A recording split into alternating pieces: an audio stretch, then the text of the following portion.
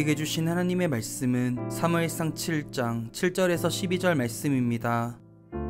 이스라엘 자손이 미스바에 모였다 함을 블레셋 사람들이 듣고 그들의 방백들이 이스라엘을 치러 올라온지라 이스라엘 자손들이 듣고 블레셋 사람들을 두려워하여 이스라엘 자손이 사무엘에게 이르되 당신은 우리를 위하여 우리 하나님 여호와께 쉬지 말고 부르짖어 우리를 블레셋 사람들의 손에서 구원하시게 하소서 하니 사무엘이 젖 먹는 어린 양 하나를 가져다가 온전한 번제를 여호와께 드리고 이스라엘을 위하여 여호와께 부르짖음에 여호와께서 응답하셨더라.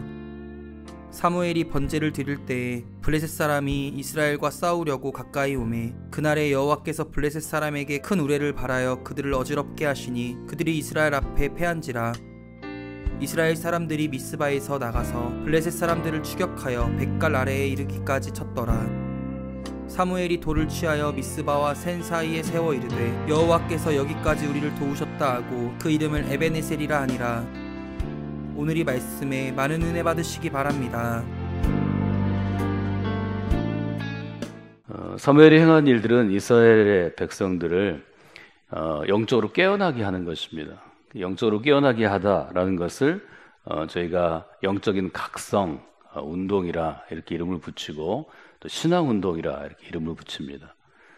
깨어나다 하는 것은 awake라는 단어를 쓰기 때문에 이 깨어남이라는 것은 우리 신앙에 있어서 특별히 한 교회 또 한 신앙의 공동체가 한 도시를 마치 깔뱅이 제네바를 변화시켰듯이 오늘 웨슬리가 런던을 변화시켰듯이 아니면 18세기 영국 사회를 변화시켰듯이 사회적인 영향력을 주는 것을 우리가 운동이라는 단어를 씁니다. 그래서 영어로 movement라는 단어를 쓰는데 이것은 이제 사회학이 자리를 잡으면서 사회를 한 사람이나 아니면 한 팀, 한 집단이 완전하게 그 사회의 생각이나 또 어떤 제도나 어떤 흐름을 바꾸는 사회적인 영향력을 가진 그런 것을 우리가 운동이라고 부르는데 지금 사무엘이 이스라엘 전체를 바꾸는 일종의 신앙운동, 영적으로 깨어나게 하는 영적 각성 운동을 일으키는 것을 우리가 보게 됩니다. 사무엘은 먼저 이스라엘 사람들이 집중할 수 있도록 그때는 한 곳에 모여서 함께 기도하고 제사드리고 예배하고 또 집회하는 시대였기 때문에 미스바로 모이게 합니다.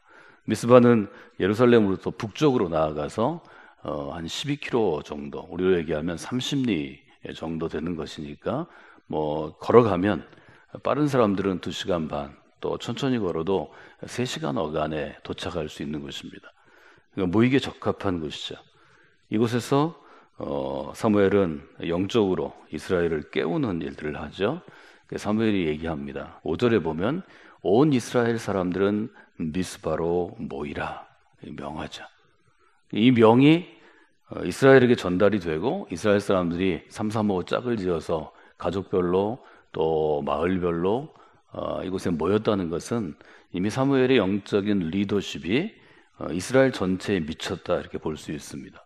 사무엘이 모이라고 한 다음에 그들을 도전한 것은 딱 한 가지입니다. 내가 너희를 위하여 하나님께 여호와 하나님께 기도할 것이다. 이 간단한 일종의 외침에 사람들이 모였다는 것, 이것은 이 시대가 여호와를 사모했다는 것을 분명히 보여줍니다.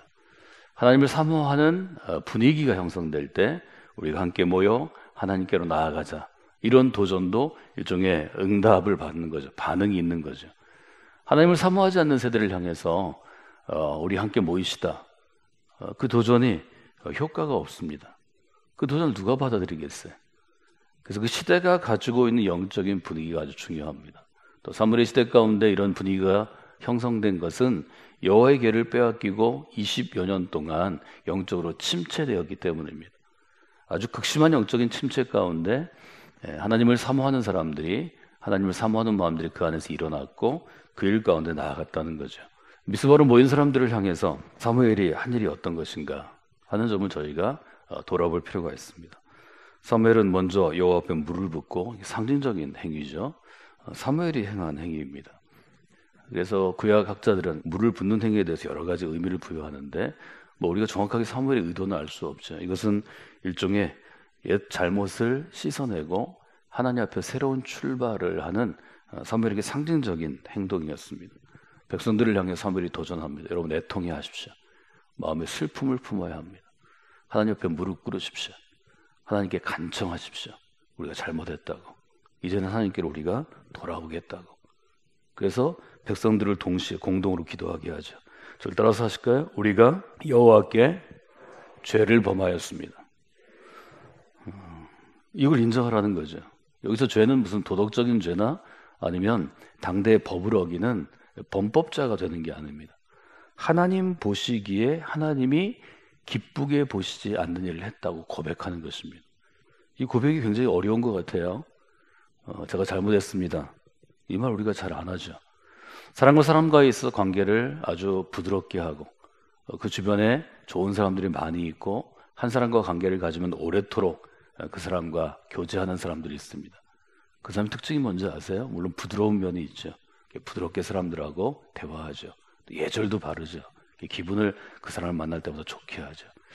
더 좋은 점을 제가 발견했는데요. 그것은 혹시 그 사람의 마음을 상하게 했을 때 먼저 사과하는 것입니다. 어제 내가 생각해 보니까 밥 먹을 때 이런 얘기를 했는데 그때 내가 이런 실수를 좀 했어요. 친구가 좀 용서해 주면 좋겠네. 그 말 한마디가 관계를 견고하게 합니다.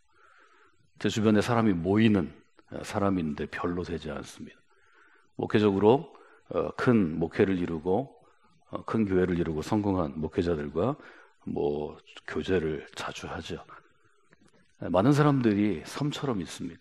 그 중에서도 사람들을 모이게 하고 마음을 합해서 같은 일을 하게 한 사람의 특징은 그 자세가 다릅니다. 자기의 잘못을 먼저 시인합니다. 혹은 여러 사람을 위해서 잘못하지 않았는데도 그냥 잘못했다고 먼저 얘기할 때도 많습니다. 그러면 관계가 부드러워지고 좋아지는 것입니다. 여러분 토요일 날들은 특별히 제가 여러분에게 성광교회를 섬기기를 원하고 여러분들이 교회 오랫동안 나오거나 또 헌신의 증표를 드러내서 여러 사역의 주도권이나 결정권을 가진 분, 결정권이라는 것은 뭘 결정할 수 있는 여러분들이 힘을 가진 것이고 주도권은 그 일을 이끌고 나갈 영향력을 가진 것입니다. 이런 분들이 하나님 앞에 먼저 무릎 꿇어 주일을 준비하도록 제가 계속해서 도전하고 있습니다. 왜 그게 중요할까요? 이 새벽에 엎드릴 때 하나님께서 여러분에게 내 잘못이라고 시인할 수 있는 진정한 용기를 주시기 때문입니다. 사무엘은 지금 그 점을 딱 부지어서 끄집어낸 것입니다. 제가 잘못했습니다. 제가 죄인입니다. 제가 범죄했습니다. 모든 신앙의 공동체는 실제로는 가장 충성한 사람이 자기의 잘못을 먼저 고하고 무릎 꿇을 때 회복되기 시작합니다. 채워지기 시작합니다. 영적 각성 운동이 일어날 때는 적어도 세 가지의 운동이 일어나는 것을 어제 보았습니다. 첫째는 하나님을 사모하는 사람들이 늘어납니다. 하나님을 사모하는 마음이 내 마음 가운데 넘쳐 흐릅니다. 하나님을 사모하는 것은 하나님을 그리워하는 것입니다. 시편 23편 또 36편 시편 우리가 보는 제가 좋아하는 시편들은 애타게 하나님을 그리워하는 것입니다.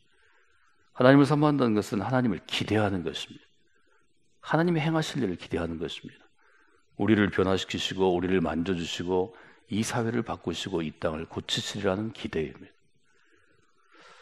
하나님을 사모하는 사람들이 모이면 그 자리는 어떤 일이 일어나는가 하면 애통해하는 마음이 있기 때문에 하나님께 통회하고 자복하고 회개하는 운동이 일어납니다. 여호와께 돌아오는 운동이 일어납니다. 감리교는 18세기 웨슬리라는 한 성공의 사제, 지금 얘기한 목사님의 아들이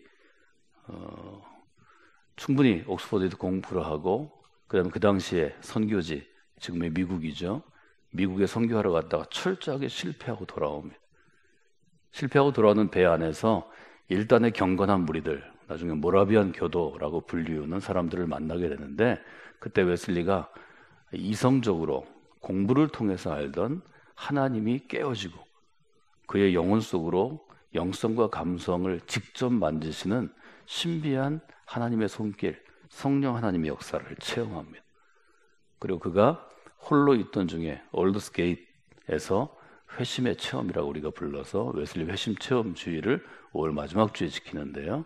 쌓이고 쌓인 것들이 폭발해서 그를 통해서 일어난 메소디스트 운동이 런던에 술집을 문 닫게 하고 탄광에서 6살짜리 아이들을 노동자로 쓰는 것들을 그치게 하고 길거리 아이들을 모아서 학교를 만들고 고아원을 만들고 영국 사회를 변화시키고 결국 노예 무역을 근절시킵니다. 윌버포스를 마지막까지 격려한 것은 병상에서 죽어가던 83살의 웨슬리였습니다. 사회를 바꾸는 거죠. 영적인 신앙운동은 교회를 세우는 게 아닙니다. 몇 사람이 하나님의 복을 받고 성공하는 게 아닙니다. 그 시대가 바뀌는 것입니다. 그래서 이 영적인 각성 운동이 중요합니다. 저는 이렇게 써봤습니다. 영적 각성을 통해서 신앙운동이 일어나고 신앙운동은 영적인 변화를 가져올 뿐이 아니라 사회적인 변화를 가져옵니다. 이것이 신앙운동이 바꾸어 놓은 것입니다. 예수님께서 이 땅 가운데 오시고 십자가에 달려 돌아가시고 어둠 가운데 머물러 계셨다가 하나님께서 죽은 자 가운데 그분을 일으키셨습니다. 이 예수님의 교훈이 신앙운동이 된 것은 바울과 바울의 사역팀 제자들에 의해서였습니다. 바울은 고백합니다. 하나님께서 죽은 자 가운데서 그리스도를 다시 일으키셨습니다. 그 십자가의 고난과 부활이 지금 우리의 삶의 근거가 되었습니다. 고린도서 15장에서 그는 아주 믿음의 고백을 분명하게 합니다. 그리고 그 고백은 교회를 세우고 한 사람이 그리스도인을 세우고 313년 로마 제국 전체에서 기독교가 국교로 공인화될 때까지 아주 초원의 불처럼 번져갑니다. 그것들이 신앙운동이라는 거죠. 사무엘 사역에는 일종의 패턴이 있습니다. 어떤 패턴이 있는가 하면 이스라엘은 부르짖게 합니다. 사무엘이 이스라엘에게 부르짖으라 이렇게 도전합니다. 그 다음에 하나님께서는 부르짖는 이스라엘을 구원해 주십니다. 부르짖음과 구원의 패턴인데요. 7절에 보면 이스라엘 자손이 미스바에 모였다 함을 블레셋 사람들이 듣고 그들의 방백들이 이스라엘을 치러 올라옵니다. 그래서 이스라엘 자손들이 그 소식을 듣고 블레셋 사람들을 두려워했다 이렇게 표현합니다. 20년 동안 이스라엘은 블레셋의 공격이 있을 때마다 움츠러들고 패배주의에 젖어 있었습니다. 그래서 블레셋 사람들이 모여서 그들을 공격하러 미스바에 모여있는 사람들을 공격하고 잡아 죽이러 온다고 그럴 때 너무 두려웠습니다. 옛날 같으면 두려워서 도망갔을 것입니다. 그런데 미스바에 사무엘의 명령을 듣고 또 사무엘을 믿는 마음으로 기대하는 마음으로 사람들이 모였기 때문에 이 사람들이 거기서 멈추는 게 아닙니다. 사무엘을 찾아가자. 사무엘을 찾아가서 그들을 구해달라고 요청합니다. 8절 같이 읽어볼까요?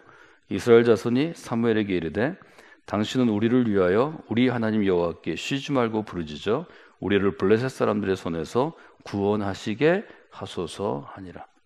두려움에 가득 찬 사람들이 행하는 행식은 1차적으로 도망가는 것입니다. 옛날 같으면 도망갔을 것입니다. 이 사람들이 정신이 들었습니다. 어떤 정신이 들었는가 하면 거룩한 정신이 찾아왔습니다. 정신을 차려보니까 앞에 사무엘이 있습니다. 하나님께는 직접 가는 것이 자기들에게는 불가한 것이지만 사무엘을 통해서는 갈 수 있는 것을 그들은 잘 알고 있습니다. 마치 출애굽 시대 모세를 통해서 하나님께 요청하고 하나님께 응답을 받았던 것과 똑같은 패턴입니다. 그래서 그것을 기억한 사람들이 사무엘 앞에 무릎을 꿇죠. 선지자시여 하나님께 쉬지 말고 부르짖어 우리를 구하소서. 하나님은 이 요청을 중시하십니다.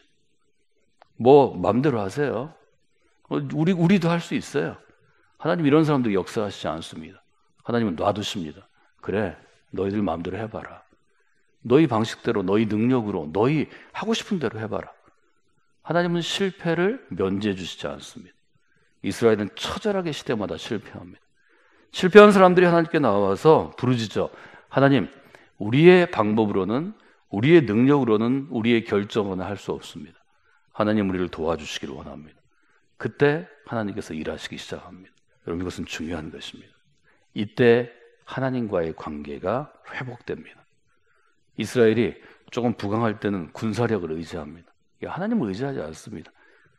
하나님 바쁘시면 그냥 계시고 괜찮으시면 와서 보세요. 이 정도 태도죠. 하나님이 그런 사람들에게 눈길을 주시지 않습니다. 아무리 능력 있고 유능해도 하나님 지금 저를 도와주셔야 돼요.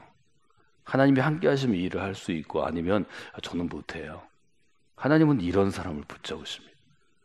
사무엘서는 지금 1장부터 다음에 보는 8장까지 사무엘에 대해서 아주 짧게 얘기하고요. 그 다음 곧바로 다윗의 얘기로 넘어갑니다. 왜 다윗을 하나님께서 마음에 들어하셨을까요? 왜 성경 가운데 하나의 일종의 추천서, 이 사람은 하나님의 마음에 합당한 사람이라, 합한 사람이라, 왜 이 평가가 다윗에게 갔을까요? 다윗에게 바로 이 자세가 있었기 때문입니다. 다윗은 어떤 일이 있을 때 하나님께 무릎 꿇어 엎드립니다. 하나님, 제가 잘못했어요. 하나님, 저를 좀 도와주셔야 돼요. 저 혼자는 못해요. 하나님, 저와 함께 가주세요. 하나님 다윗의 이런 자세와 태도를 너무 좋아하십니다. 이 부르짖음과 구원의 패턴은 우리가 바꿀 수 있는 것이 아닙니다. 하나님을 향하여 이스라엘이 취할 수 있는 태도는 하나님께 무릎 꿇고 구원해달라고 부르짖는 것입니다. 이스라엘은 사무엘을 통해서 모세를 통해 주신 이 하나님께 나아가는 길을 회복하게 되었습니다. 9절 한번 읽어볼까요? 사무엘이 전 먹는 어린 양 하나를 가져다가 온전한 번제를 여호와께 드리고 이스라엘을 위하여 여호와께 부르짖음에 여호와께서 응답하셨도다. 이스라엘이 구원을 얻을 수 있는 방법은 어떤 것인가 하면 하나님께 무릎 꿇어 부르짖는 것이었습니다. 지금 그것을 사무엘이 회복하게 한 것입니다. 이 사무엘의 회복에 대해서 8절, 9절은 아주 분명한 메시지를 우리에게 줍니다. 첫째로 사무엘이 한 것은 무엇인가 하면 어린 양 하나를 가지고 와서 온전한 번제를 드린 것입니다. 번제 앞에 온전한이라는 단어에 동그라미 치셔야 합니다. 전 여러분에게 하나님을 섬길 때 사모하라, 돌아오라, 섬기라 3단계 어제 말씀 중에서 하나님을 섬길 때 온 마음을 다해 섬기라, 이것을 첫 번째 실천으로 넣었습니다. 이것이 온전함입니다. 마음을 다하는 것입니다. 마음과 정성과 뜻을 다하는 것입니다. 두 번째는 최우선으로 섬기라, 제가 이렇게 실천 방안을 말씀드렸습니다. 하나님을 첫머리에 두는 것입니다. 번제는 이스라엘 사람들이 평생 동안 제사장과 성소를 두고 지금까지 행해오던 것이었습니다. 레위기 이후로 모세가 제사를 그들에게 알려준 이후로. 근데 지금 온전한이라는 것은 지금까지의 번제가 온전하지 않다는 거죠. 지난 20년 이스라엘의 교회를 빼앗기고 교회가 변방에 머물러 있을 때 하나님 보실 때 그것은 온전하지 않다는 거죠. 온전하다는 건 뭘 얘기하나요? 레위기 6장 제사의 제정 부분에 보면 6장 22절 이런 구절이 있습니다. 이 소제는 아론의 자손 중 기름 부음을 받고 그를 이어 제사장이 된 사람이 드리는 것이요 영원한 규례로 여호와께 온전하게 불사를 것이니 제사장의 모든 소제물은 온전하게 불사르고 먹지 말지어다. 여러분 가운데 온전한 번제를 드리는 태도가 세워지고 또 회복되기를 원합니다. 아시는 것처럼 번제는 드려진 제물을 완전하게 불살라야 하는 것입니다. 그런데 엘리의 제사장직을 승계한 엘리의 아들들이 아마 제사를 드릴 때 좀 좋은 부분을 먼저 빼놓았던 것 같습니다. 온전히 불살로도 보이지 않고 뭐 이 불사르면 다 없어지는 건데 이 좋은 거 우리가 먼저 먹죠. 뭐 우리가 좀 킵해두죠. 빼놓죠. 제사장이 그렇게 하는데 제사장을 돕는 시동들이 제사장이 이만큼 빼먹으면 밑에 있는 아이들도 제사장이 안 볼 때 요만큼은 빼가지 않을까요? 그러면 제사 제도는 무너지는 것입니다. 이건 굉장히 중요한 거죠. 그래서 온전한 번제를 좀 드리라고 도전하는 것입니다. 저는 성곽기 믿음의 공동체가 잘 서기 위해서는 이 자리에 있는 여러분만이라도 하나님께 온전한 번제를 드리는 훈련을 계속 하십시오. 모두가 다 할 수 없는 것입니다. 인생은 그런 것입니다. 세상도 그런 것입니다. 11조 정신이 10분의 1의 정신이 교회에 있는 것은 수많은 수천 명이 있어도 예를 들어 3,000명이면 300명만 하나님을 향하여 온전하게 나아가면 하나님이 그 교회를 아마 쓰시는 것 같습니다. 100명의 교인이라면 10명이라도 온전해야 되는 거죠. 이것은 여러분들이 도시를 멸하실 때 아브라함을 통해 하신 것입니다. 50명일까요? 30명이면 될까요? 20명이면 될까요? 10명이면 될까요? 하나님 아브라함한테 얘기하십니다. 너 하나면 된다. 이 도시 가운데 100명이 필요한 게 아니다. 1000명이 필요한 게 아니다. 우선 너 하나를 내게 온전히 가지고 와라. 하나님은 오늘 우리에게 그 말씀을 하시는 게 아닌가요? 이 자리에 있는 또 이 말씀을 지금 나누고 있는 여러분 중에 여러분 한 사람만 온전한 번제로 하나님께 드려져도 성광교회는 견고하게 설 수 있습니다. 여러분, 하나님을 섬기실 때 온 마음을 다해서 최우선으로 섬기는 분들이 여러분 중에 반드시 있어야 합니다. 이것을 마음 가운데 두시면 좋겠습니다. 사무엘의 패턴이 있는데요, 구절에 세 가지 찾을 수 있습니다. 첫째는 드리다입니다. 온전한 번제를 드리는 것입니다. 두 번째는 부르짖는 것입니다. 번제를 드린 다음에는 부르짖는 것입니다. 하나님께 부르짖는 것입니다. 그리고 여호와께 응답 받는 것입니다. 드리다, 부르짖다, 응답하시다. 이걸 기억하셔야 합니다. 여러분, 온전한 번제를 드리고 그 다음에 부르짖으십시오. 그리고 하나님의 응답을 체험하십시오. 이 패턴이 여러분들을 신실한 신앙인으로 계속해서 세우게 됩니다. 우리 교회 가운데 이러한 패턴이 온전한 하나님의 사람들을 세우는 귀한 일들이 있기를 원합니다. 그때 하나님이 응답하십니다. 10절에 보면 사무엘이 번제를 드릴 때 블레셋 사람이 이스라엘과 싸우려고 가까이 오매 그날에 여호와께서 블레셋 사람에게 큰 우레를 발하여 그들을 어지럽게 하시니 그들이 이스라엘 앞에서 패한지라. 하나님이 우레, 즉 천둥을 통해서 응답하십니다. 사무엘서에는 하나님이 천둥을 통해서 일하셨는데 블레셋 사람들이 이스라엘을 얕보고 왔다가 그만 천둥 소리에 어지러워져서 패배했다. 이것이 지금 10절, 11절의 기록입니다. 즉 이스라엘이 싸워서 이긴 게 아니라 하나님이 싸우셔서 그들을 구해내십니다. 이것은 매우 중요한 것입니다. 여러분의 능력으로 살아가시고 여러분의 능력으로 신앙생활 하시면 여러분의 능력만큼 살 수 있습니다. 그것은 나의 규모입니다.